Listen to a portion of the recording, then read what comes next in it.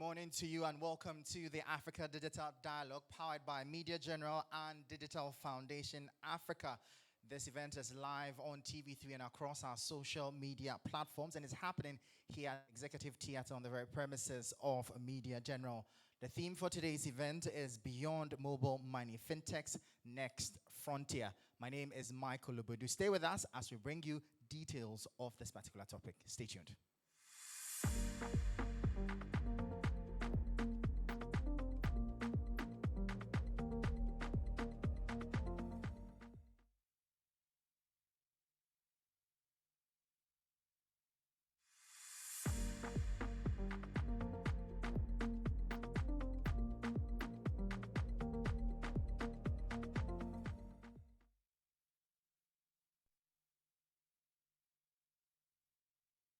Welcome back. Yeah. Welcome back. This is the Africa Digital Dialogue happening here on TV3 and across our media platforms. Like I said earlier, my name is Michael Obodu. Now, we'll be engaging some of our guests who've come to be part of today's event. And to start the session for us today, I have with me Nase. He's very well known when it comes to the digital space. He's a key player in the industry. And Nase, just to pick your thoughts, really, for you as a tech person, a digital tech person, tell us, how far do you think we've come as a country with regards to fintech? We've come quite far. Almost every bank in Ghana now has an app. We've reduced queues in the banking halls. Mobile money has kind of brought financial inclusion to everyone. So we've come very, very far. I'm really looking forward to this conversations about what's the next step. Where do we go next? I mean, when it comes to mobile money, for example, in Africa and in Ghana, we lead the rest of the world. But is that enough? Where do we go next? I'm thinking, for example, about how we use technology to provide financial advice to individuals, for example. If I woke up this morning and I had an extra 1,000 cedis, for example, how do I use it? A lot of us don't have access to consultants, but can technology kind of democratize it so that somehow we can all have access to some of these advice? Yeah. Interesting. But so far, what have been the challenges or the bottlenecks that you've noticed in your digital agenda so far in Ghana? When, in terms of fintech? Yes. I think the challenge still remains cost of data, for example, and also connectivity in terms of speed. We talk about 4G, we're even talking about 5G, but most of the people don't have that. Internet connection speed is still very low. So you find a lot of this technology is still designed for USSD, which is limiting the capacity of a lot of the technology that we have. Yeah. I know, Nasa, you have spent quite a lot of time outside the country and the continent. So tell us, what do you think we can learn from how things work, for instance, in Europe and the UK, where you have been based, to help us maybe set some sort of a standard that we can hopefully catch up to? This will be free consultancy, but if anybody's listening. So, for example, with Momo, now I have more money in my wallet. Where do I go to find advice on how to even invest that money? For example, elsewhere there are platforms, whether they are blogs or even web-based apps that you use to plan. So, for example, in Ghana now, today, if I had an extra 10,000 cedis, do I invest it in T-bills or do I invest it in fixed deposit, or where do I go? That advice is not there. But it should be possible to leverage technology to provide this kind of advice, even provide financial planners. So, for example, if I want to plan for my retirement, I should be able to go onto an app to be able to plan what do I need to invest, how long do I need to invest to be able to get that lifestyle I want in my retirement. These are all available outside the country, but they are not available readily here. Yeah. But it's interesting that some of these things that we've spoken about are things that AI, for instance, can easily take care of. Exactly. So the technology is there. We need to just leverage it. But for me, what do you also think about the fact that the smartphone penetration level is not that high in this part of town? Yeah. And also the issue of illiteracy. Do you think we can ever surmount these two challenges? We can. When it comes to smartphone penetration, I mean, yes, it's still low. But if you want to circle right now with 300 cedis or 400 cedis, you will get a sort of decent smartphone. So that bit we can overcome in no time if we encourage that. Of course, reduce also taxes on importation of these, handsets and all. That's fine. The education is critical. A lot of the players, and let me say this, a lot of the players in the industry don't invest in the education. We roll out the tools, but we don't invest in educating even sometimes our own internal people on how to use the tools. You walk into a bank, you want to kind of do a transaction. It should be possible to do it on your banking app. But sometimes even the people in the banking hall themselves don't know that that feature is available. Because we don't do simple things like even internal launch. So that we are educating our own people at the front desk so that people can be more aware of the tools that are available on the apps that we want them to use. Yeah. So that education is very, very key. You're right. True. Now, you see, I realize that if we're able to figure out this whole fintech conversation, maybe we may get to the point where we can actually begin to enter into the credit economy, really. Oh, yes. And let me even say this. Now, the way I put it is that people need banking. They don't need banks. Explain that. So we don't need the physical buildings, banks. We just need banking. We just need the services that they provide. Okay. Now, if the services can be provided through technology like fintech, then we are ahead.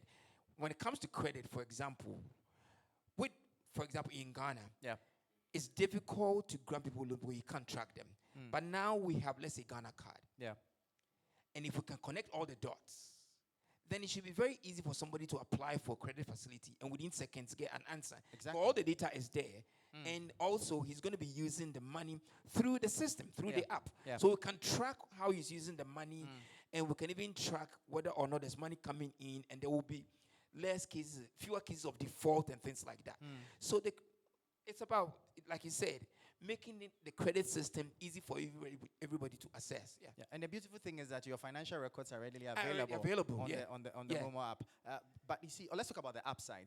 We've seen that Ghana has really taken center stage on the continent when it comes to this whole fintech conversation, especially with the success we've chalked with Momo. Yeah. What are we doing right that countries like, for instance, Nigeria are still catching up? I think one of the best things that happened was this whole interoperability. Okay. That was rolled out. Okay. It helped a lot. Plus, when Momo started, okay, because I'll use myself as an example. It was my mechanic who introduced Momo to me. So I had to send money to him at his shop. Okay. And I said I couldn't send because I was in the office at Tema. He said, my boss, send me Momo. And I said, what's Momo? He said, just walk into any kiosk, MTN, and say you want to send Momo. That's how he introduced it to me. How long ago was this? This was like about 5-6 years ago. Wow. I had heard about it, but I didn't know it was so prevalent, penetrated so well into the system. So that's the point I'm making. We have been able to do it at the grassroots very, very effectively, and we grew it from there. But the challenge we have, we can even do better. The challenge we have is that we haven't quite done the education very well and also talked about the benefits a lot. So some people still insist on receiving cash. Yeah. And then if I can just, now because it's removed, we can talk about it. Yeah. This whole idea of the Momo tax didn't quite help. Yeah. But it's interesting that, there's been some marginal uptake in Momo since the removal. Yes. Yeah. So I guess it also means that policy plays a critical role in driving this adoption conversation. It shouldn't be a hindrance. It shouldn't be a barrier to people. Yeah. All right, my final one from you. What would you say is the future? What's next for fintech and mobile money in Ghana from where you sit, especially from your digital experience?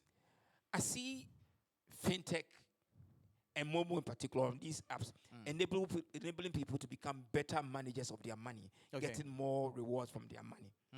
All right, thank you so much. So that was Nase Poku. He's Nase Bwedi. Forgive me. I just gave you a free new name. Yeah. Thank you so much. He's a digital technology consultant. Joining us here at the Africa Digital Dialogue happening here at Media General. We're bringing you more conversations, but we have a long list of guests lined up for you. There'll be an in-studio discussion. We have a panel set for you to digest the topic and the theme for today. And also, we have a keynote speaker for today's event as well. My colleague, Beatrice Edu, will be moderating the main session inside there for you. But we have more guests coming up to walk us through or share their thoughts on today's event and what to look out for. I have another guest coming up shortly for you. But if you just tuned in, this is the Africa Digital Dialogue happening here on TV3. The theme for today's event is Beyond Mobile Money, FinTech's Next Frontier. And it's happening live here at the Executive Theatre here at Media Geneva. So thank you so much for your time. Tell us your name, your designation, and your expectation for today's event. All right, so my name is Samuel Kojo Edu. I'm head of regulation operations at Chartered Institute of Bankers Ghana. Great. So tell us about your expectation of today's event. Yes, thank you very much. So at CIB Ghana, we are mandated to regulate the practice of banking and regulate the regulatory part of banking and then regulate practice of banking in Ghana. So basically, we have a program, we train the professionals within the space. And so we have a program on Digital Academy. And so we know that FinTech is shaping banking in Ghana. And so I'll be interested in knowing what the offerings are, what are the options available, which feeds into some of our curriculum and programs we develop. So that is why we are here. Okay. Now, in the early stages of FinTech and mobile money, there were concerns and fears that it will replace banking. Does that narrative still hold for you as Chartered Institute of Bankers? Yes, so to a large extent, because most banking activities are going digital, and so we have to build capacity to drive that into the future. All right. Thank you so much, sir, for your time. This tells you how extensive the conversations we'll be having today here at the Africa Digital Dialogue. That was a representative from the Chartered Institute of Bankers Ghana. Other stakeholders are lined up for you to help us digest the conversation for today, Papa. This is the Africa Digital Dialogue. My name is Michael Obodu. We'll go for a quick breather. When we come back, we'll set the ball rolling. Stay tuned.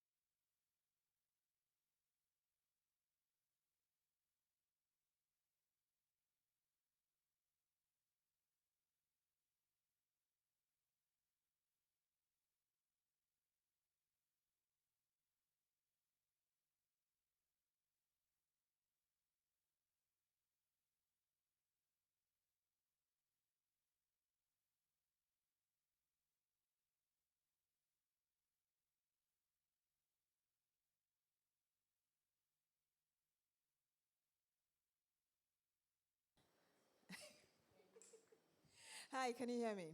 Okay.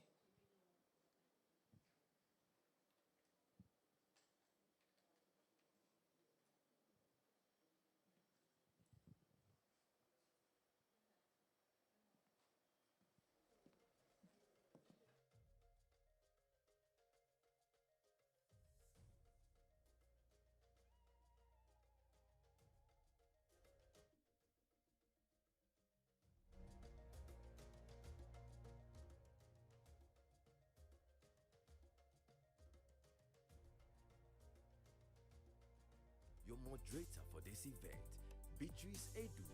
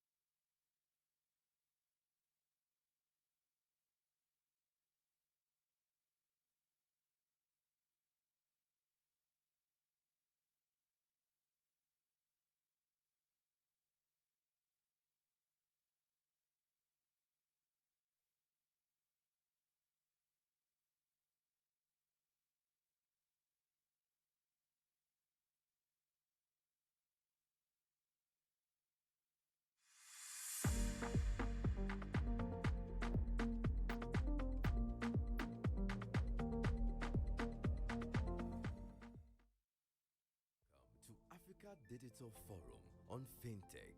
And now, introducing Beatrice Edu, a versatile presenter on both TV3 and 3FM. She hosts Agenda and a co-host of New Day on TV3.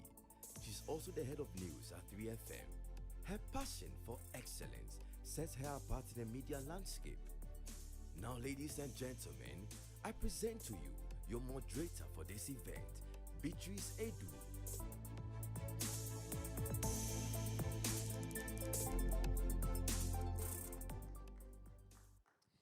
Distinguished ladies and gentlemen, good morning, and thank you once again for joining us right here at the Executive Theatre at TV3, and also joining us on mainstream TV3 and digitally as well.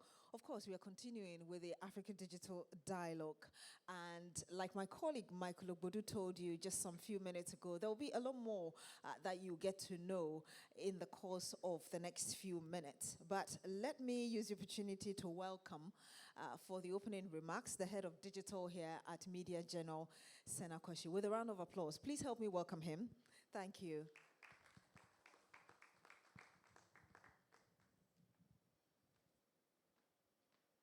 Please, shall we give him another round of applause as he mounts the stage? Thank you. Thank you very much. I think this is the first LinkedIn that's making me feel tall, because I still have a lot of space. Good morning and welcome to Media General. And my name is Richard Sanakwashi. I work here in the digital team, and basically my team has been dreaming of this event, and we are lucky to have you here to help us bring it to life.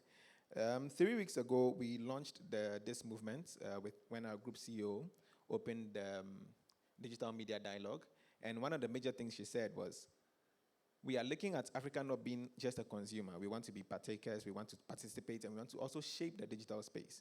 And we believe strongly that the policies, the conversations that we are having will help shape every single part of what we are doing in digital. So be it the policymakers, be it the civil organizations, be it the innovators, be it the startups, and even just us as the consumers.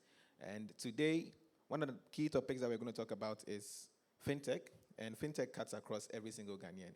Whether you actually even participate in it or not, I can assure you that there's some innovation, algorithm, or some code or some AI somewhere that's building either credit scoring, or is determining whether you can take loan, or how much you are spending, and it's even determining your, your ARPU, how much money you make based on how much data or how much airtime you buy via your MTN or Vodafone, now Telecel mobile SIM every single time, right? So it is at the heart of what we are doing, and we believe that if we have these conversations, everybody will have a clear idea of what is happening in the space. One of the major things that is always said about FinTech is Ghana has lagged behind when it comes to mobile money. People compare us to Kenya and say M-Pesa is far ahead. And yes, Ghana, we maybe launched mobile money a bit later, but what we have done in that time is we have really innovated. We have moved very, very fast. Last year alone, it is said that there was about 3.1 trillion in terms of transaction volume or transaction volume value based on how much we just sent and then received via mobile money, right? And that brings it up to about 24 million active people who have mobile money accounts that they are using on a daily or a monthly basis, which would then mean that if you look at the population of Ghana, we have about close to 97 or 96 point something % financial inclusion, which is a great thing. But the biggest thing that we have done in mobile money as Ghana is truly in terms of the interoperability.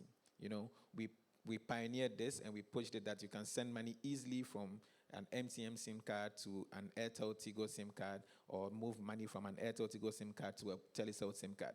And we believe that these are some of the innovations that happen when conversations are really, really carried forward, bringing everybody into the room.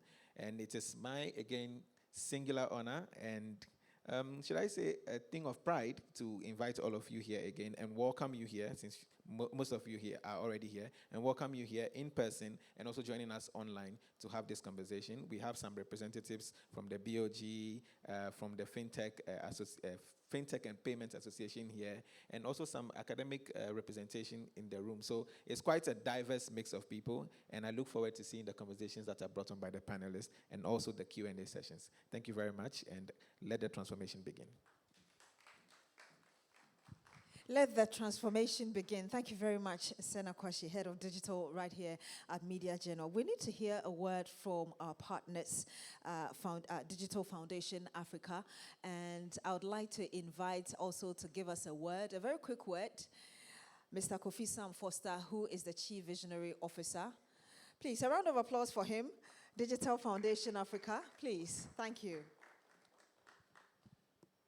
Thank you very much. How many of us have used mobile money this week, please? I believe everybody in this room has used mobile money, and that is the reason why we are here today. Our theme is about beyond mobile money, what's the next frontier?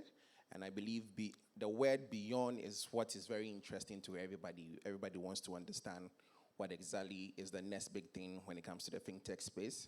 As my conversation in the previous week on most of the interviews that we had, I was talking about mobile money being the foundation for a lot of innovations that is supposed to be built on. The West actually, they perfected the credit cards, but we actually leapfrog from credit card to mobile money, and we have actually done well. My focus on this dialogue among almost everything related to fintech is about the financial inclusion bit. How best do we actually empower the farmers? How best do we actually empower the students to get access to certain loans?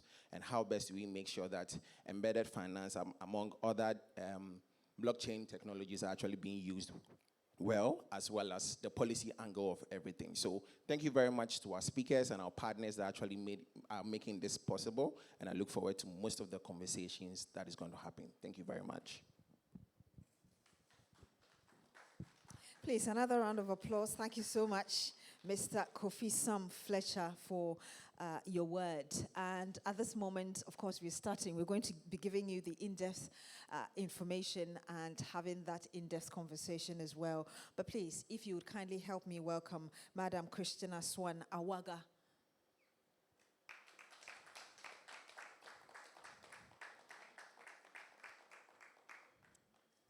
Visionary leader with over 25 years of cross-sector experience.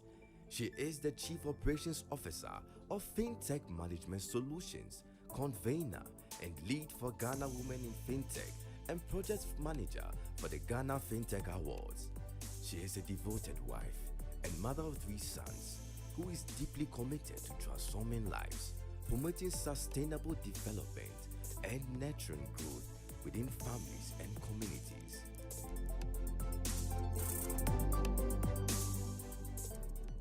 Emmanuel Salon Pigby is a seasoned technology and innovation specialist with over a decade of professional experience spanning central banking, telecommunications, and emerging financial technologies. He has led and contributed to major digital transformation initiatives in Africa. He is passionate about creating policies that promote innovation without compromising a safe and sound payment ecosystem, making him a frequent contributor to thought leadership on financial technologies, virtual assets, subtech, regulatory sandboxes, and digital transformation in central banking.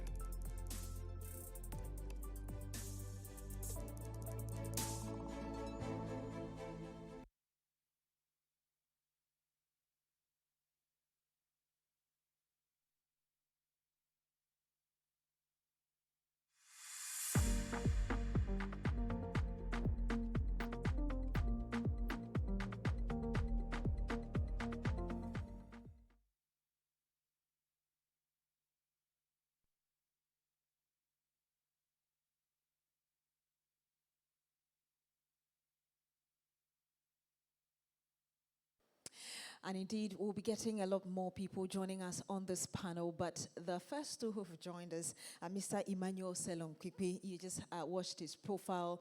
And of course, we have as well with us Madam Christina Swan Awaga. So we're going to start the conversation very briefly, the first thought. But they have to give us their message first before we go into the in-depth conversation. But perhaps I should start with you, Mr. Kwipi. Really, your general thoughts on this whole program that we're having in terms of moving beyond mobile money and what next we should expect. Just your general thoughts. Thank you very much. I want to thank the organizers of this program. It's a great opportunity for us to share with the industry and the public, especially from the regulator's perspective. I believe we are here to share more on what's the future for mobile money. I think mobile money has done a great job in our ecosystem and have gotten to a point where we could describe it as getting to a point of maturity. And we're looking at the next big thing. And the next big thing is what are the building blocks we can put on top of that? Looking at a foundation that has been solidly built, what are the building blocks we're putting on it? With emerging technologies, what kind of solutions are we putting on it? And from a regulatory perspective, how are we able to provide the level of safety and soundness in the ecosystem based on this very active platform? So I'm Emmanuel. I'm with the FinTech Innovation Office Oversight Unit, and I hope to share insights from the regulator's perspective as we go through this conversation. Thank you very much, Mr. Selon-Kwipi.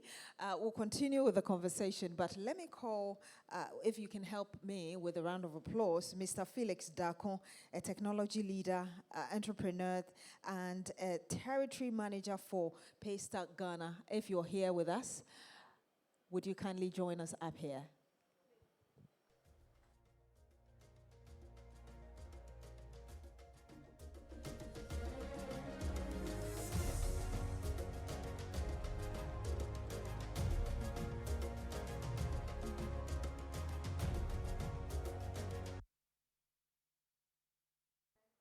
Let's help welcome Mr. Felix Dakon, if he's here with us.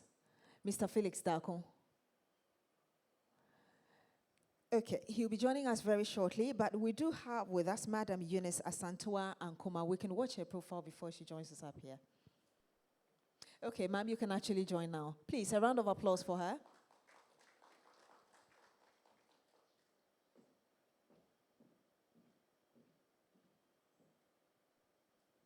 Thank you very much for joining us. So Mr. Dakon will be joining us very shortly. But I was getting the general understanding of really mobile money and beyond, what our panel members think about it. And I want to come to you, Madam Christina.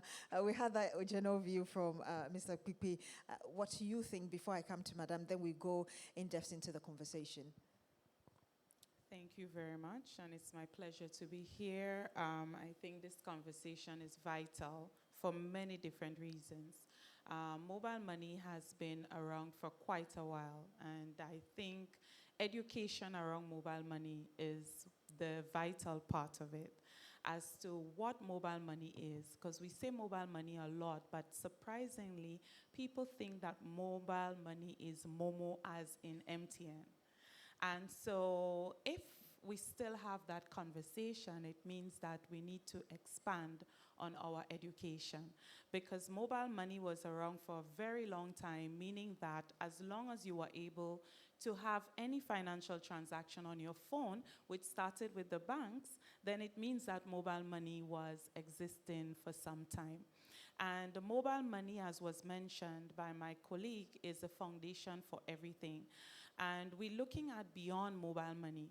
Beyond mobile money is talking about investment, talking about what we look at now as the new rails like blockchain, AI, digital assets, etc. And then when you look further into that, you are looking at what can be done with mobile money into the future.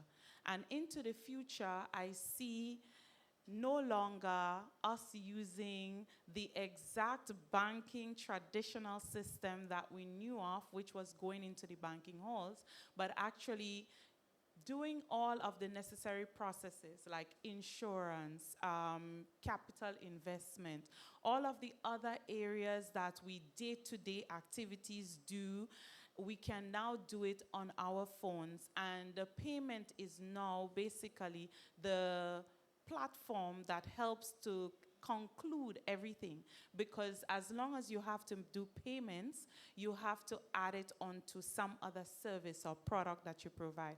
So you're talking about e-commerce, but when we talk about all of that, we cannot forget trust. We can talk mobile money every day as we want. We can talk financial transactions as we want, because we still have fraud and cybersecurity issues. And we'll go into that. We'll go into that. But let me get the preliminary thought as well of Madam Eunice Ankoma, your own preliminary thoughts. Good morning. We're still in the morning to you and then everybody watching us. So let me just read a brief statistics as an introductory remark. So as of June 2005, Ghana had approximately 76.4 million registered mobile money accounts. That is just to let us know how wide and far mobile money has become. For me, it has become the foundation on which a lot of things can be done. The next stage for me, aside the value-added services, because for me, mobile money is not going anywhere. It has become the foundation, the strong one that we have on which different things would be built. So beyond the digital credits, the digital lending, the cryptocurrencies, and all other digital virtual assets that we are going to have, the key is for us to be able to leverage mobile money to serve the interest of people. And that comes with it trust, digital literacy, so that we don't widen the already existing digital gap, but we are able to use mobile money as a strong foundation and get everybody along. Because digital technology or the FinTech solutions, we are all hailing it because there is research to back that they have the potential to propel financial inclusion.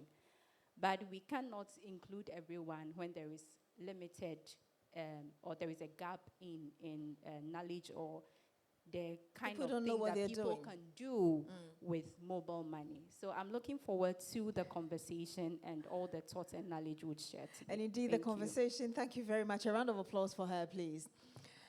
The conversation has already started, and I want to come back to you, Mr. Pipi, because Madam Eunice gave that data of 2005.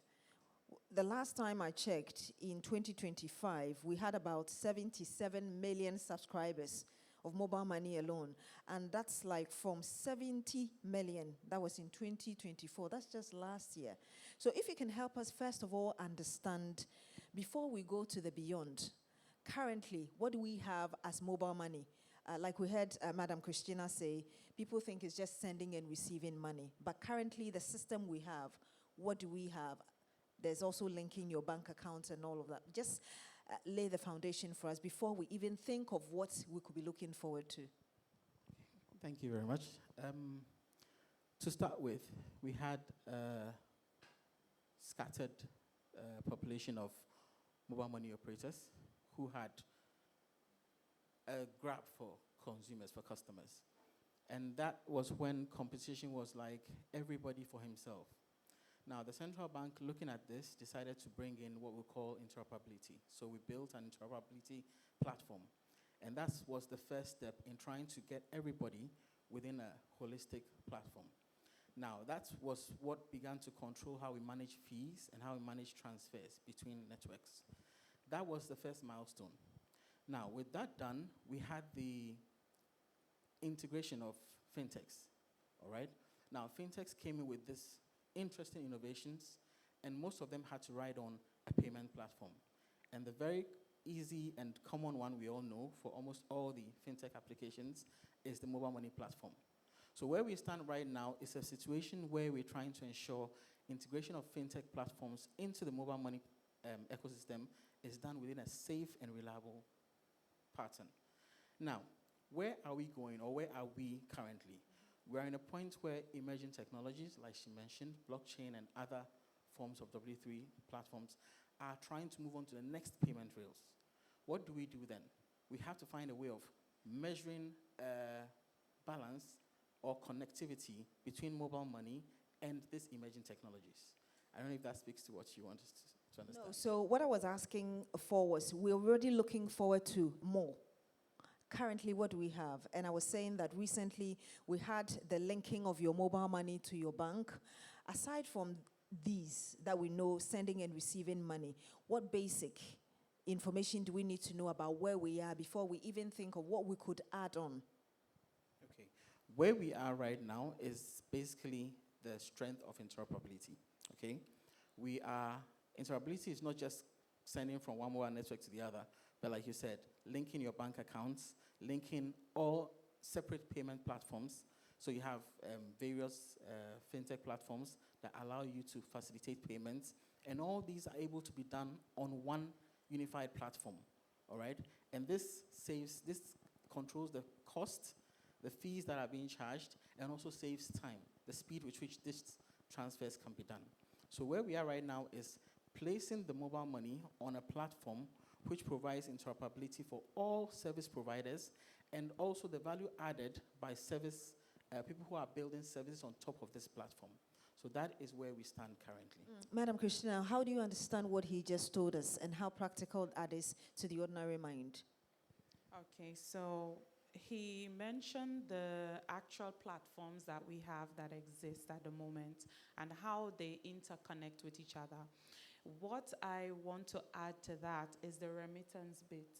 The fact that now money can come from outside into our mobile money platforms, so they are also able to have partnerships with other fintech companies outside of Ghana, Africa, Europe, all sort of other different countries, to be able to have locals access money from the outside.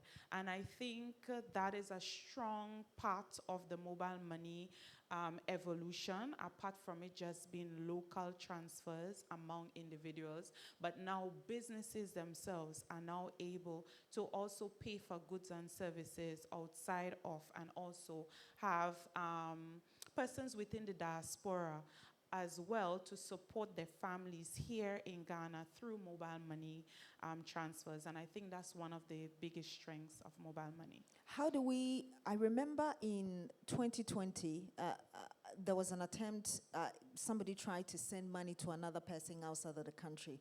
And the understanding was that you could only receive money and not send. So in the conversation of moving what we have now forward, how is that coming to play? I think that would be good to be answered by the Bank of Ghana, because as regulators, yes. If you can answer that, I'll come to you. Okay, great. So I think from what she said, and you're right, inward remittance is what we've done for a long time. But the reason is because as a central bank, we need to strike a balance on all the payment rails, basically.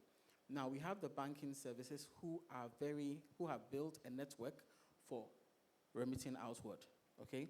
We have various platforms that do that. Now, we allow the fintechs to develop platforms that allow for inward remittance. Very recently, I think one of the mobile money operators has been working on a test within the regulatory sandbox on how to do outward remittance. And those are things that are being controlled within the regulatory sandbox space. The reason this is being tested and has taken a while to come out is because you have to manage the impact that has on the forex within the country. So we have to be very careful how we control that. So there is this level of, should I call it experience or standard that has been built with the traditional banks, where they use the various payment platforms to send money out, and that has had a level of control and visibility by the regulator. Now, to move on to the next point, where we allowed outward remittance by fintechs, we need to put in another level of control. That is why we've been testing this out within the regulatory sandbox, and I'm sure very soon we'll come out with some very interesting. A round of applause for him, please. I'll come back to you to get a bit more detail on that. But I'm coming to you, Madam Eunice, because the whole thing is moving forward beyond where we are. What do you see? What should we anticipate in terms of technology, fintech's input in moving mobile money from this level to the next? So before I come to that, just a bit of contribution to where we are currently. There was a talk about the interoperability, which has become like a greater or a broader space for us to connect and allow all the various financial institutions to, in a literal way, talk to each other. We have also given and empowered people to save, which is something that previously people couldn't do. Now with your mobile money wallet, you can literally save loans to small and medium SMEs, and then you have individuals who are also borrowing. So we've been able to, through mobile money, to expand a lot of access, which is basic, that everybody is doing. Now we see a lot of cash in, cash out. Beyond what we currently have, for me, is to drive in real adoption and usage. And when I say usage, it's moving people, majority, from just doing cash in, cash out. So remittance is a big part. So we know how mobile money started, and that has still taken center stage. So you have a lot of people still doing cash in, cash out with mobile money. But meanwhile, the world is moving on. We are moving to areas of digital assets like cryptocurrency, where you have people trading in cryptos. And all these cryptos will terminate someday into funding sources like mobile money wallets, bank accounts. You have central bank testing their digital currencies, which has also become a trend. We have digital lending, where we are now, central bank has given actually companies who have been certified as digital lenders, because digital credit is becoming a big part of what we are doing. Embedded finance, allowing people to perform financial services on non-traditionally financial platforms. Like which ones? Like I'm buying something like Uber. I take a hailing ride. Ghana, a lot of the riders will not accept if you have to pay with your card. But you don't have to move outside of maybe the Bolt platform. You can make payments with your mobile money wallets or any mobile funding source that the platform allows. So those are embedded finance. And all these transformations are going to take place. Central Bank recently brought out their digital assets guidelines because they're going to introduce a policy in that, because we have over 3 million Ghanaians who are currently using cryptocurrency, an area that is unregulated. So the landscape is going to change so widely and broadly that we have to deliberately carry people along. And that's when education becomes a critical part of what we would do in the future beyond, so that we don't just leave people at cash in, cash outs, which is still technically like transacting in cash, because the money goes electronics and it terminates into cash. We have to carry them along. I'm happy that where we are now, we have mobile money services or service providers and banks enabling people to make transactions or make payments electronically. So we have the POSs, we have the Momo merchants, we have the QR codes. All those have become parts of the journey. We need to move beyond just the basic transactions that we are seeing to a place where we have a lot more Ghanaians understanding the benefits of these digital solutions and using them so that we can prepare them for the next stage of what is ahead of us as a country. And earlier, when you were making a comment, you said that in the midst of all of that, we need to ensure that we're protecting the consumer. Yeah. What do you see in terms of what kind of measures could be put in place to ensure it's a win-win situation for those who are introducing the technology and for those who are going to take advantage of it? Okay, so aside policy doing that, which Bank of Ghana is actually doing well in that regard, putting in place policies to ensure that the consumer is protected. When you take something like mobile money fraud, a lot of the fraud issues we record are literally not system fraud. They are social engineering fraud, where someone is smart enough to come up with a story. So yesterday, I was there when a 030 number called me and said, the first call came and said, Madam, I sent you 300 cedis wrongly. I just ended the call. Then another 030 number called, Madam, I'm calling from MTN. If anybody calls you, and you see, I am digitally literate. So I was able to, just at the phone number and his opening statement, know that that was a fraudster calling. how are we able to get people to that level where they understand? So we have to get agencies that are responsible for literacy in the technology space, to be able to come up with initiatives that breaks down all these complexities so that people can understand. So regulation will do its part to ensure that in terms of regulation, Bank of Ghana would warn you, cryptocurrency is not a legal tender in Ghana. So I know it is not a legal tender, but we know that 3 million people are using it currently. So now they are fast. Okay, we have 3 million users using this. How do we put in place measures, guidelines to ensure that those 3 million and the other future users are protected? So policy has its place. And then we have a place where the service providers themselves are supposed to ensure that as a core CSR, let me put it that way, they ensure that customers are in a position to understand the services they are offering them. And it is in their interest to do that, because adoption is not driven by the beautiful campaigns that you run. It's through trust. I trust that my money is safe with you. And so FinTech's or financial service providers, I will classify all of them, have to make it a conscious effort to enable their customers to understand what they are providing for them, so I can make an informed decision. And I will not come back and blame you for that fraudulent action that happened because of my own negligence. But I can be able to tell that this is fraud, this is a fraudster. I can be able to say that my pain is my power. Nobody gets this apart from me. And so that's their role. So I think that for us to ensure that there is that kind of sanity in the system, it's a three-way. The regulator has a role, the consumer has a role, and then the service providers themselves do have roles to ensure that customers are protected. Thank you very much. A round of applause for her, please. And yes, I want you to add, before we go to the regulator, to tell us really what is being done to protect all of us. Okay, so from the education side of it, literacy, we are used to quite a lot of presentations, huge jargons used when educating people with cyber fraud and all of that. What we forget is that the people who are really defrauded, or the ones that are victims of those fraud actions, are the ones who are not so literate as well. And so we have decided from our end to come up with something that is a bit more catchy, a bit more long-lasting on the memory. So we have decided to do something called Cyber Heist, which is a storytelling way of actually educating people. So we've started this year in March at the Ghana FinTech Awards, if you've heard of it, where we actually recognize FinTech companies on a yearly basis. And we did 3 scenes then. We partnered with a production company, Village Minds Productions, and they are actual professional actors. We've took the scenarios of actual fraud scenes and put it on the stage. And by doing that, we were able to have our first show at the National Theatre.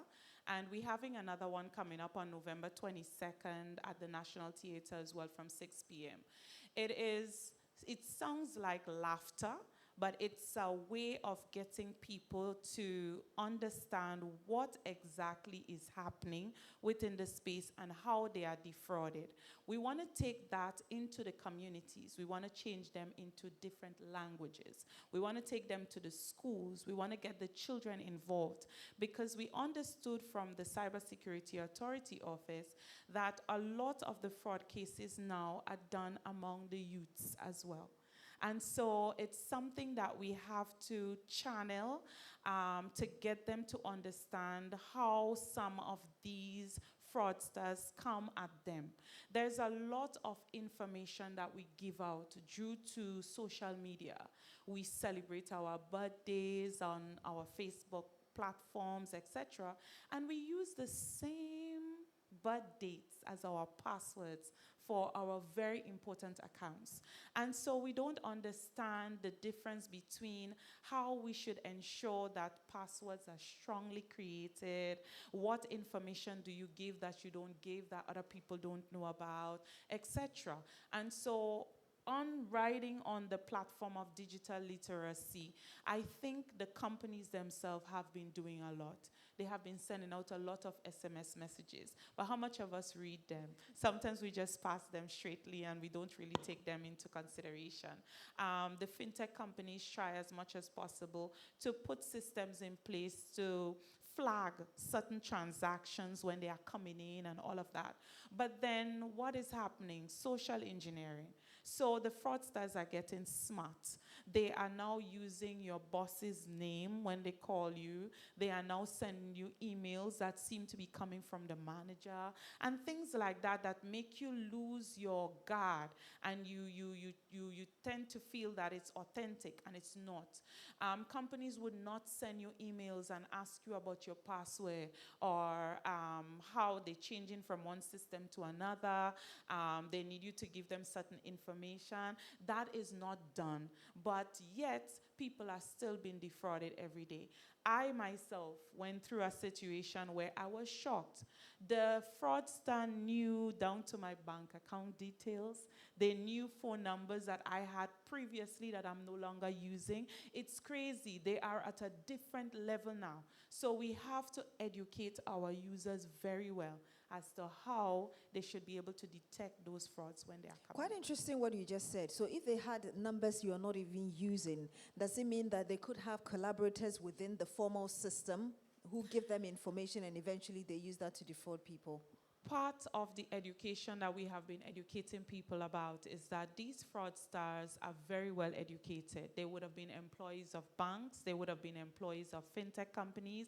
They have access to systems that even after they left the companies, they can still access. And this is what they are actually using to get to customers. And so it's something that we have to be very careful about. There are also internal fraud happening where there are present staff of different companies who are actually using the system to defraud you. Thank you very much. Please, a round of applause for her. And I want to come to you, Mr. Pipi, because at the end of the day, we need to have guidelines and regulations that will protect all of us, both the inventors and those who are to benefit from it. What can you tell us as regards what's presently available? Okay, currently, as it stands, we have the Payment Systems and Service Act, which mandates DEMIs, those are dedicated electronic money issuers, and to ensure that they give the necessary amount of awareness. Now, there are two parts of this. She talked about the behavioral part, the social engineering, and the same thing Eunice shared with us. There's also, we try to deal with the infrastructure as well, cybersecurity threats. So as a central bank, from the oversight offices or oversight arms, we go out to the telcos, we go out to the banks, we go out to the FinTech's. We carry out examinations of their infrastructure. We look at, my colleague mentioned something earlier about staff who have left the institution and still have access to some systems. These are things we carry out examinations on and make sure that these kind of access controls are in place. When a staff leaves an institution, everything is cut off and that access right is completely revoked. We've also put out the Cybersecurity Directive, which also builds on the cybersecurity of institutions. So we're looking at the kind of transaction fraud monitoring tools you use. We're looking at access controls as well. We're looking at encryption and decryption protocols you use on your platforms. Now, all these try to make sure your security systems are tight enough. But at the end of the day, most of this fraud, like Eunice explained, is perpetrated through social engineering, right? People are called, I remember just a few days ago, someone called me, I was like, boss, the work I did at your place, what about the payments? I was like, and you know, this is a very easy charm because all of us are constantly doing some work on your car, on your building, on your child's swing. You could easily be carried away, especially when you're busy. So now, these are some of the tools they use, but we have also mandated the service providers to provide that level of training, okay, that level of awareness. So like you said, you get a lot of those bulk messages that come, but at least people get tired of it, but at least it's reaching out to educate people. Don't give your PIN to anyone, don't share your confidential information to anyone. Exactly, and before you click on something, be sure of the URL and stuff like that.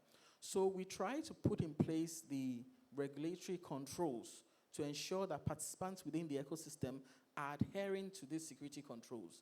But then we also encourage them or mandate them to put out that level of awareness, training. So move away from the systems and move to the people and make sure that they are trained and made aware of these kind of social engineering gimmicks to protect their accounts. And there's also one on WhatsApp where you receive a message, I'm in trouble, if you can send me 3,000 CDs. And they've even tweaked it a little bit. The last one I received, it was 10,000. But if you don't have up to 10,000, you can just send any amount.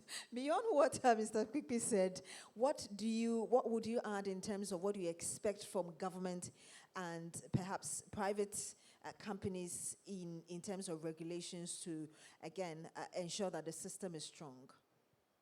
I think that let me start with the regulatory agencies. Like our colleague from the BOG said, beyond the policy development is the implementation and ensuring that people comply with the policies that we have put in place. So I know that currently, for example, for the virtual assets, Bank of Ghana is asking virtual assets service providers currently in Ghana, those who are offering the cryptos and the bitcoins, to come and register with the central bank. So in their quest to put in place something to regulate that, we need to ensure that that is done and people comply with that. We have policies around cybersecurity. We need to ensure that those policies are complied with. And so for me, for the regulatory side, it's about beyond the implementation of the policies, ensuring that people actually comply in their sanctions, so that if someone doesn't comply, what happens? And then that will push people to comply with the policies and the provisions that we have had. Now, for the service providers, Christine mentioned something about education and the SMS that we receive and all that. Educating customers, a lot goes into understanding who you are talking to and how best they receive a piece of communication. So beyond the SMS, don't generalize every customer as a customer who would read your messages. What other solutions are we putting in place to ensure that my grandmother, who is 80 years in the village and doesn't have any formal education, but is numerate, can understand exactly what it means to protect her PIN, can understand in simple terms what it means to transfer money on her phone without relying on the mobile money agents to keep her PIN. So she goes there, and that alone is her compromising, because her PIN is not already known by the mobile money agents who would have to help her to perform that transaction. So for me, the education, we need to do targeted education, knowing who is receiving, what kind of customer do we have, what is their educational level, what do they listen to, what platforms are they on. So we don't box everyone and say, okay, once we've done a fraud education campaign on TV or on radio, we have covered the whole of Ghana. Meanwhile, there are people in the marketplaces. How are we using direct consumer communication mechanisms to reach those people? So that's for the service provider. And the customers ourselves, I think a bit of selfishness gets into all of us sometimes. And media literacy is very integral, tied to what we are talking about. If you are talking about financial literacy, media literacy, to know when to forward an information. Because often we are the perpetrators of the crime. So we see that, this company is 90 years and they are running a promo. If you fill your details, you will get 100,000 Ghana cedis. And then you click the link and you go and they are asking for your bank account number. So sometimes those numbers might not necessarily even come from the service providers. They might be coming from our negligence in filling certain forms. So we go, you are giving your number. They'll say, what is your payment card details? So you pick any of the payment cards, and then by payment card, I mean maybe GH Link or Visa or MasterCard or any of those payment cards. You pick and then you enter the number. You call out all the night. They'll say, turn the back. And then given that 3-digit code at the back, the CVV, it's you compromising your card. Someone can just shop with your card if the e-commerce site doesn't have verified by the service, which is like a third party or an OTP that allows you to test the transaction. So for we, the customers, we need to be more vigilant and more protective of our space and know that our financial details is like your superpower. No financial institution, not even the board chair, not even the CEO, has access to your personal details.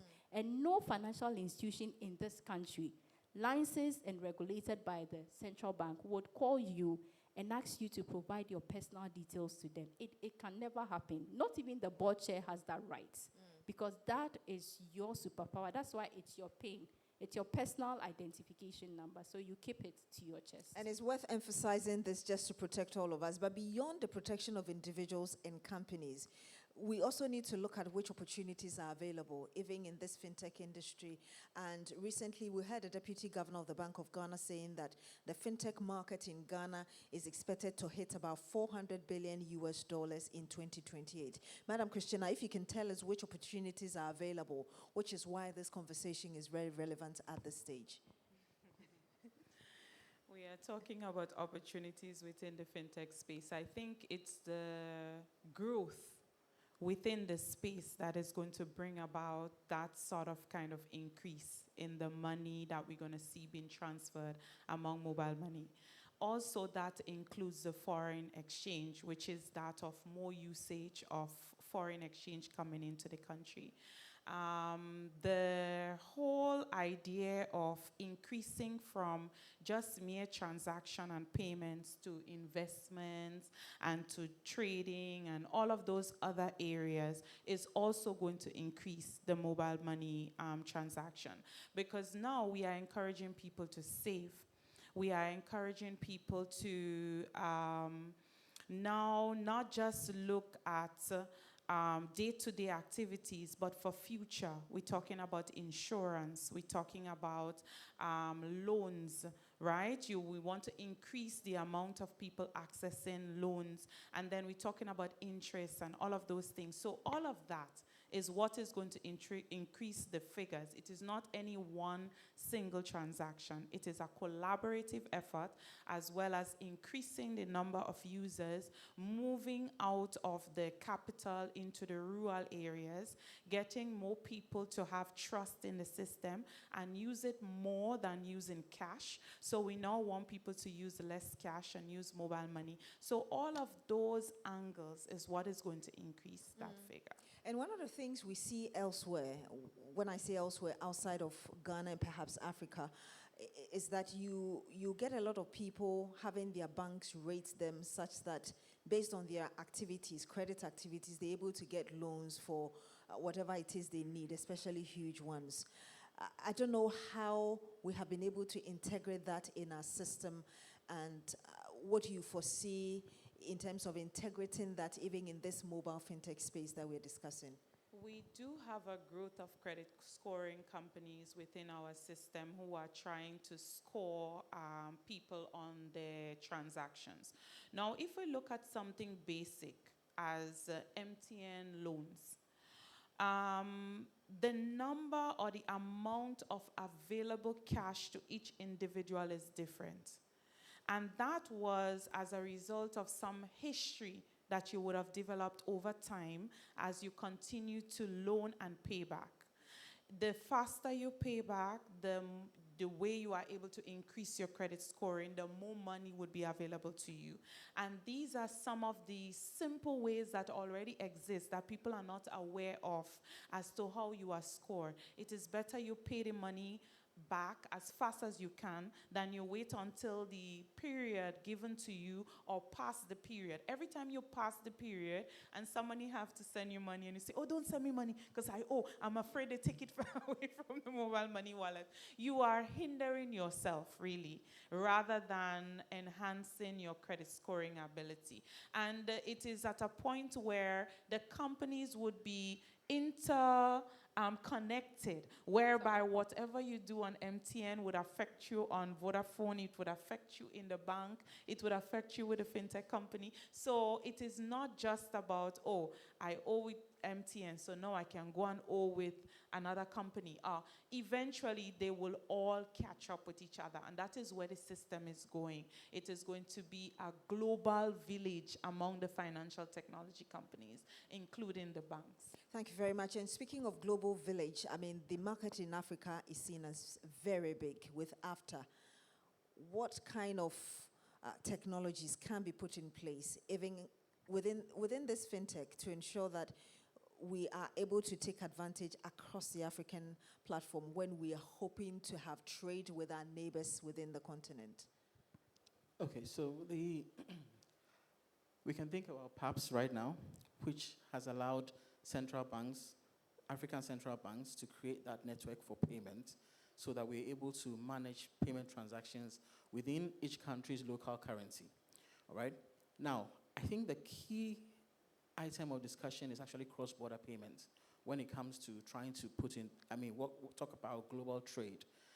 What we're also looking at, and before I miss this point, I wanted to quickly correct something. The central bank hasn't put out a bill yet regarding cryptocurrencies. The one that was supposed to come out in September 2025? Yes. We are working on a draft on that. There's been a registration for all people participating to get that information. I just wanted to straighten that out. Now, we are looking at cross-border payments, and one of the most active points which data shows is that a lot of, over $3 trillion moving within the space of cryptocurrency, virtual assets basically. And people are using most of these for cross-border payments, okay? Now, the central bank decided to step out and explore this space, and that's what's being done. A draft bill is being worked on, and like the leadership, the governor stated, that would come out at the appropriate time. Now, this is what we are trying to use to manage global trade. We're trying to work with the central banks within Africa using PAPS. We're looking at the integration of virtual assets. So very soon, when that bill comes out, you're going to see a lot of cross-border payments utilizing this. As a matter of fact, last year, the central bank within the regulator sandbox tested this concept. I'm sure you also heard of the digital currency, which the central bank piloted last year and the year before that. These are all points at which we are trying to integrate or trying to provide a solution that levels out for global trade payment platforms in our ecosystem. So what I want to say is that right now, we can leverage on the PAPS platform, and that's to ease up the burden with payments challenges, okay, in the African continent. But another thing we also want to look at is we have a very tech-savvy population. And whether we like it or not, they are moving. And the innovators are mostly the FinTech's who are developing platforms they can use. Stable coins, cryptocurrencies, they use that to do transactions. So what we are trying to do right now is to provide a platform where we can rope them all in under a regulatory umbrella and be able to work with them, have visibility of what they're doing. Because it's also through these same payments channels that they perpetrate fraud and other stuff. Anti-money laundering and all that. We want to make sure that is at least within a regulatory space where we can control and have visibility of. And having made that point, though, I heard Madam Christina talk about, she was emphasizing on growth, which will lead us to the next level. So what kind of financing and partnership models do we need to sustain perhaps this growth that we've had so far? Okay, so it's more of collaborative, all right? Let's not look at it from a competitive point of view. Banks, traditional finance, FinTech's, and even international partners. We need to be able to come together and have a collaborative design where we're able to share platforms and manage payment platforms such that we are able to curb fraud and also make sure payment is done speedily and cost effectively. So we're looking at the possibility of bringing banks to leverage on fintech platforms, bringing them together collaboratively, and this is a model we're expecting to drive the ecosystem. Beyond the PAPs that you mentioned, one of the challenges we've seen with AFTA is that a lot of African countries have not built the system for the smooth, transaction among neighbors and so on. What kind of ecosystem do we need on the continent that will make it easier for whatever fintech, innovations that we have to move. So maybe before I come on to the AFSA, I just wanted to add a bit on the opportunities that exist when it comes to the expansion of the fintech industry and the growth. So I'll touch on that briefly, and then I'll talk about the PAPs and what needs to be done. So for me, what it means is that we need fintech companies exploring other sectors that they can digitize, because technology is needed everywhere. So with expansion means that a lot of investment is going into fintech businesses.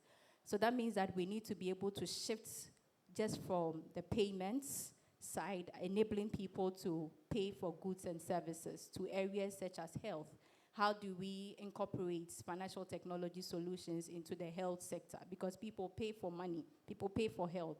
We come to agri-tech. How can we incorporate financial technology solutions into the solutions that have enabled the farmers to maybe test the weather or the kind of soil, the season, determine when to plant and what to test and everything. How can we enable the farmers to be able to buy insurance, to be able to save, invest, so then we improve their lives? So there is also investments.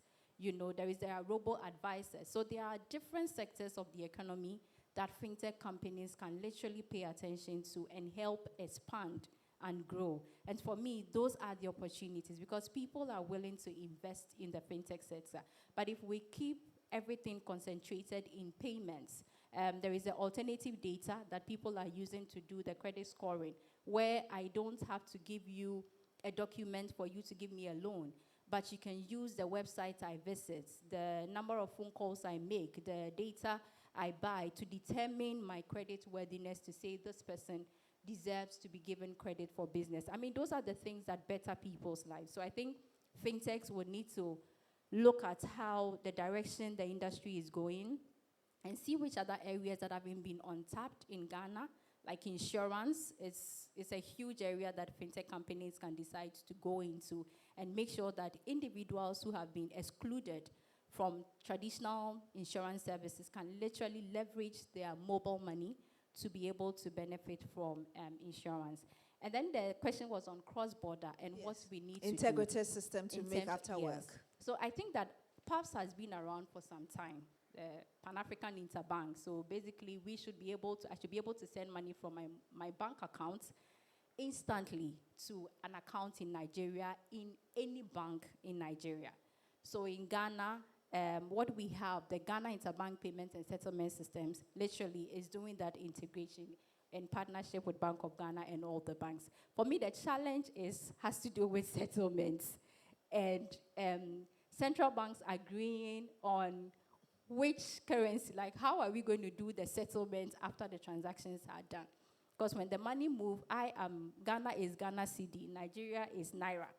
How do we come to a consensus on how that settlement can be done? That's even among West Africa.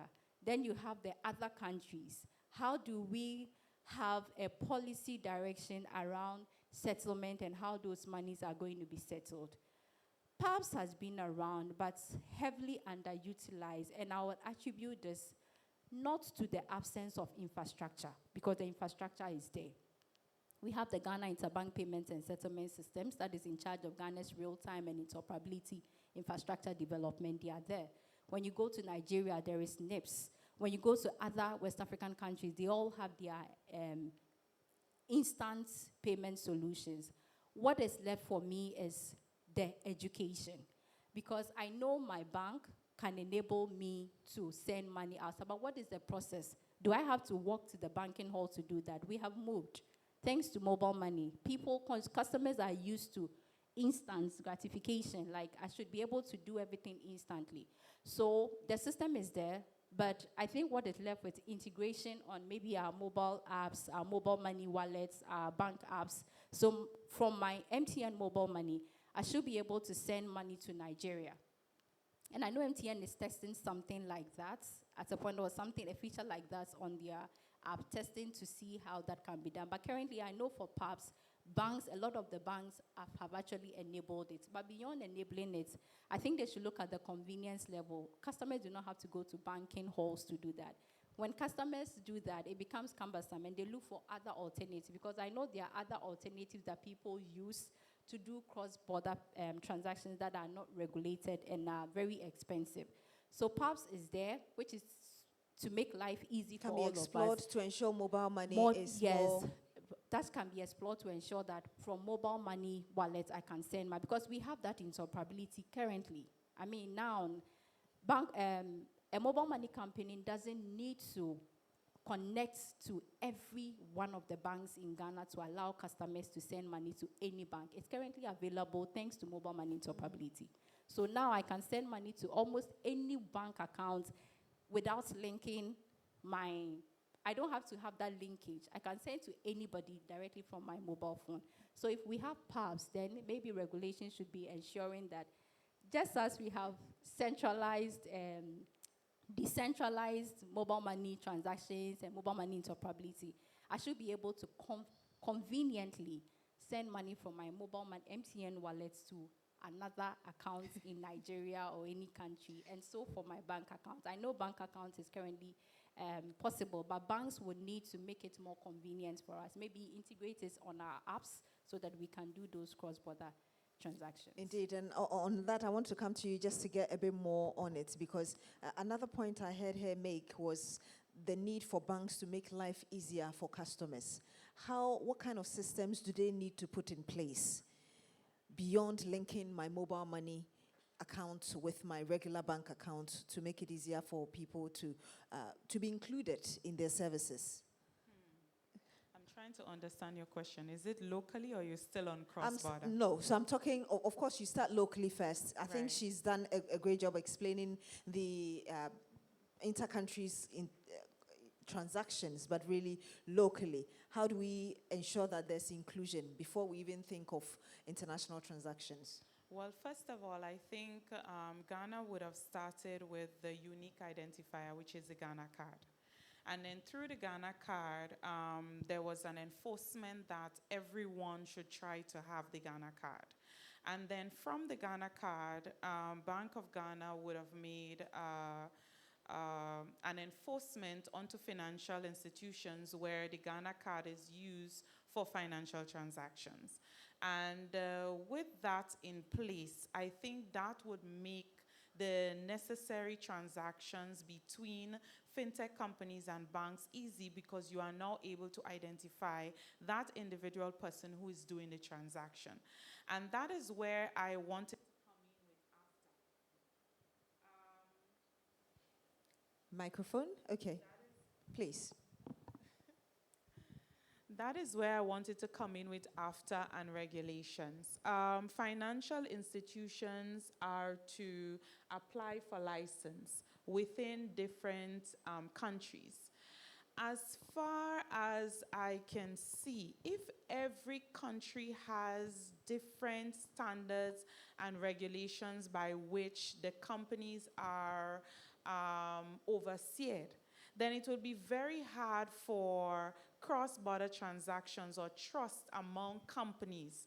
And I think that is what is causing the main issue. I feel that central banks should come together and have one regulation across board. There should be something that is understood whereby if you have a license from Ghana and you want to expand or you want to work with another company from Nigeria or South Africa or Kenya, Tanzania, etc., because you already went through that process of evaluation under the Ghana system, they should be able to trust that you can now work in those different jurisdictions. Not without permission, though. You apply for permission, but you don't need to go through the whole process again. And that is where I think it is lacking. We are looking more at local integrations rather than looking at cross-border integrations. The platform on which cross-border rides, it has to be of similar integration processes in order for it to be able to happen seamlessly. And that is where I think the issue is. We talk about global village, we talk about one Africa, we talk about several different things, but we have to deal with different currencies. We have to deal with different systems on which they ride on. When we have the unique identifier that we are trying to work on to be able to even transport ourselves from one country to another. You can now go to Nigeria and these other areas using your Ghana card. It means that there is a system that's accessible to be able to identify who is the individual that's doing the transaction. And so here we have companies who are now trying to work with each other, but they have barriers. How do we remove those barriers so that they are able to work seamlessly with each other? And that's where I see cross-border payments happening seamlessly. Yes, PAPs exist, as was mentioned, it's for the banks. What about the fintech companies? Is PAPs now going to open up to the fintech companies now joining onto the platform so that cross-border payments can happen interchangeably and seamlessly among countries? That is the next question we want to look at, the beyond, what we have and where we want to go. I want to come back to you, sir, in terms of really how do we deal with the challenges that she's already identified? Good. So interestingly, what you talked about is what we call license passporting, all right?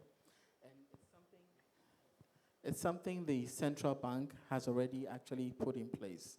We piloted that with the Central Bank of Rwanda, where you are able to, when you are a licensed entity here and you set up shop in Rwanda, you are able to go through minimal level of checks. So it's not like you go and automatically start working in there, no. But stuff like your corporate governance, some basic stuff, it has been agreed between both jurisdictions that this person has met this criteria. So you just go through something relatively simple and then you can operate there. So that's actually in response to that. So it's kind of cutting that border and allowing the seamless, yes. So it's in place. So it's a start. It's a start. And hopefully it will be extended to various jurisdictions. The other thing has to do with the payment platforms. One reason why the central bank is aggressively looking at virtual assets is because that is the next thing. That is where we're going. And it doesn't change the fact that fiat is our currency. We are not changing cryptocurrencies, no. But then it kind of shaves off the border a bit and allows cross-border transactions to be a little more seamless. So that's, I don't know if that answers your concerns. Yes, it does. But we just want to see the growth among all the different African countries. So we started with Rwanda, amazing. We should continue adding more countries to make it easy. Definitely. Indeed. I want to ask you, ma'am, what initiatives you expect to be implemented in order to deal with the challenges identified? For the cross-border? Yes. Yeah.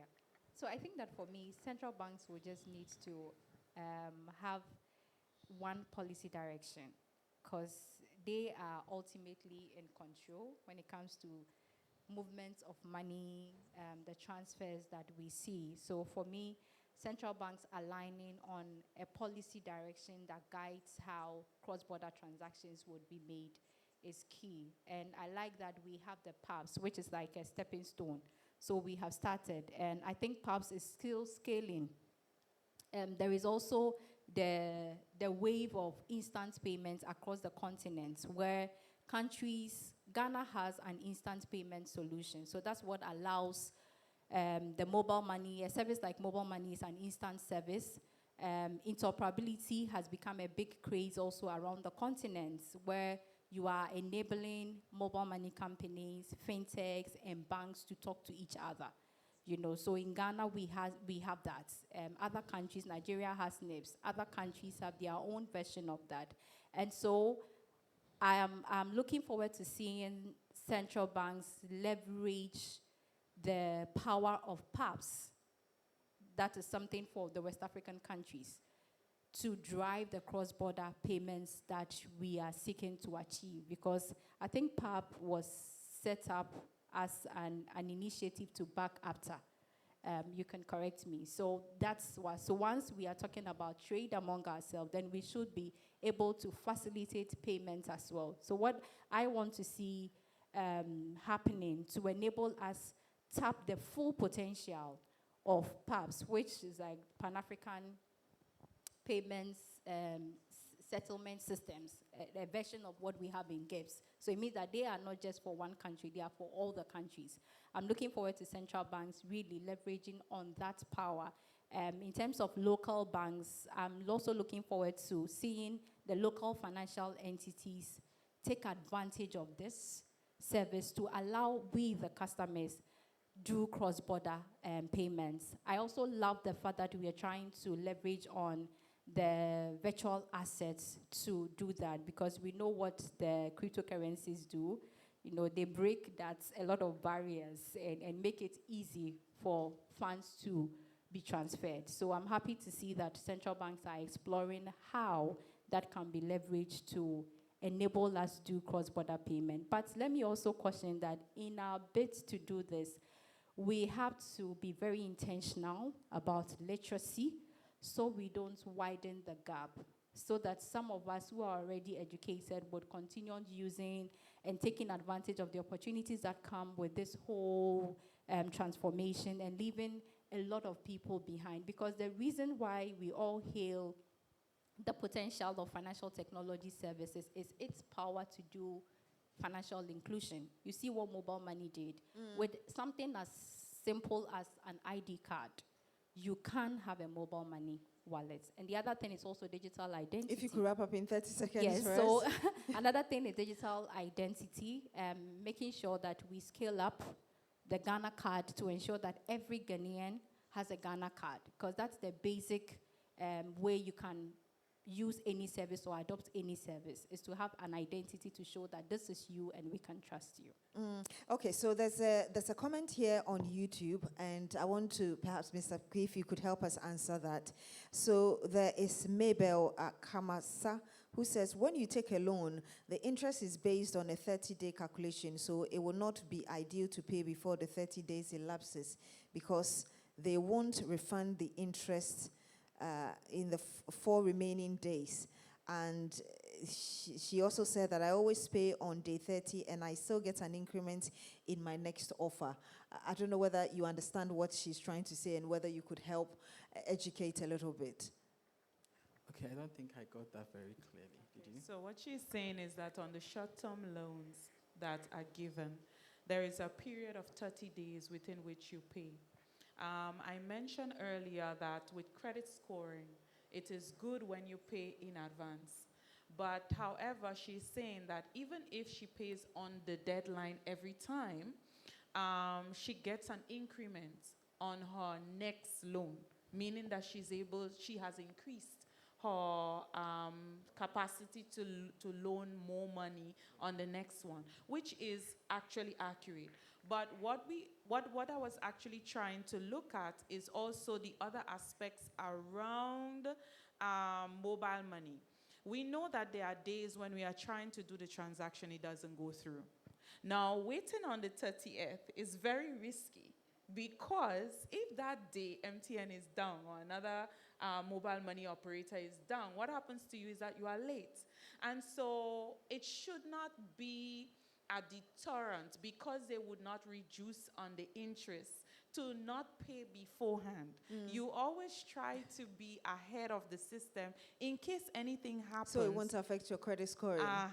Exactly. Okay, we've got some questions in the audience, and please, if you would kindly come for the microphone, just so that you can ask your question. Okay, I'll come to you, sir. Man in black and, no, actually white and blue. Please, if you could kindly ask your question, and the panel members would answer for you. Thank you. Please, you can pass on the mic to the next person when you're done.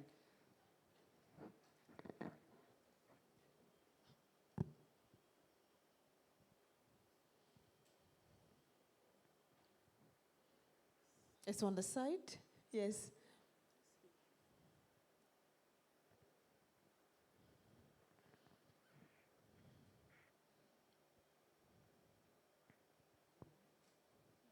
Thank you. My name is Bernard Wuda for Ubeki Ventures. My question actually goes to the BOG and is on cryptocurrency. When we started with the introduction, we talked about the gap between the advanced country and Ghana in terms of fintech. But he made a point that there's no regulation that support cryptocurrency. So I want to know, because people are already patronizing that. But what I've seen is that most of the times, we have a lot of negative publicity where it discourages a lot of people, and later it will now be introduced. And now it keeps making the gap going longer and further as we know expected. So what measures are they putting in place? As of now, he talked about the draft level. What measures are they putting in place so that as fast as it can, we can have it being positively introduced so that everybody can see the positivity of it and can get involved in it? Thank you very much. If you kindly make your question very brief, I want to take the second one before we come here to answer the question. All right, thank you very much. My name is Mohammed. I'm a content creator and a member of Internet Society. Recently, I was trying to send money to Burkina Faso, and it was difficult as, I don't know. I was asked to go to bank. When I got to the bank, the process was like, finally, I have to move away. But I learned that in the Francophone countries, they have this platform whereby they can transact smoothly among themselves. So why is it difficult for Ghana to do same with the Francophone countries? All right, let's take the last one. I hope you understand you haven't forgotten the questions. Please, the last one, and then, okay, Michael, I'll have to come back to you then. So it will be you and the last person. We'll take the last set of two questions, please. If you could answer the first question. Okay, so in 30 seconds, please. 30 seconds. All right, here we go. All right. So the cryptocurrency situation. First of all, let me just explain this. Ghana is not behind when it comes to fintech. We're actually advanced. I mean, way past some Western countries, to be frank with you. Because the ability for us to have a very active fintech ecosystem that is integrated into our banking system is something a lot of countries don't have. So we are not behind. Secondly, with regard to cryptocurrencies, I mentioned earlier that there is a draft bill, okay? A lot of countries are very cautious when it comes to that. But then, Ghana is taking a bold step because we realize that it's heavily proliferated in our ecosystem. People are using cryptocurrencies for a lot of things. So in order not to allow people to use it illegally and then perpetrate crime with it, we want to put in place a regulative framework. So there's a draft bill in place that will be coming out very shortly. And when that comes out, we'll be able to regulate participants in that ecosystem. Yes, and there was a second question about the difficulty in sending money to Burkina Faso. The difficulty in sending money. I believe that we have the SWIFT system, banking SWIFT system, okay? That is supposed to help and provide that level of banking transaction transfers internationally. But I probably would see you after this to find out what exactly was the challenge with that institution or maybe your transactions. Sometimes there is a unique issue that prevents your transaction from going easily. So we could look at that and sort it out. Thank you very much. Please, you have the microphone to ask your question. Okay, Michael. All right. Sorry, this is BOG is answering all the questions. But if you look at the average lending rates on the mobile money platforms, it's about 6%, brings it to average about 72% per annum. I know you regulate the banks to some extent in terms of the lending rates. Are you considering doing same to protect the average consumer? Okay, you are aware that we've rolled out a digital credit notice recently, and that is coming out to actually create a basket where all this is put in and controlled and regulated adequately. Please, if you could kindly pass on the microphone to the last person who would ask the question. Hi, so my name is Jake France, and we'll have a little conversation about VASP and the bill. My question is, total transactions in Momo or mobile money way surpasses the banking system. You have more in that the masses are on the mobile money platforms. So with regards to PAPs, why haven't we been able to ramp up the traffic from Momo into PAPs? You have more people operating on the Momo platform as opposed to the banking system. So for me, the way I see us ramping up in this whole digital ecosystem is to ramp up the mobile the mobile users into PAPS. PAPS is existing already. And by the way, the technology we are using because now of time, is a if you little could old. wrap up for us so he can answer the question. Yes, sir. Okay, so very quickly, what you are saying is very true. I agree with you. Very recently, we've had an entity we are reviewing in the regulatory sandbox. The reason we are putting them in the regulatory sandbox is that there are a lot of unknowns around their operation, okay? So they're trying to work in a space where they leverage PAPS and the mobile money wallets to transact cross-border. So that's an interesting concept, and we're working in it through the regulatory sandbox. And when that comes out, I'm sure it would answer most of your concerns. Briefly, Okay, I think that mobile money is already connected. Just to add on, to say that it's something we should be able to do in the shortest possible time, because mobile money services are already integrated into the national switch, which is the instant pay platform. And instant pay is already connected to the PAF system. So I think that it's something that we should be able to do in the shortest possible time to enable mobile money companies enjoy this. The infrastructure is available, so we should be able to do that.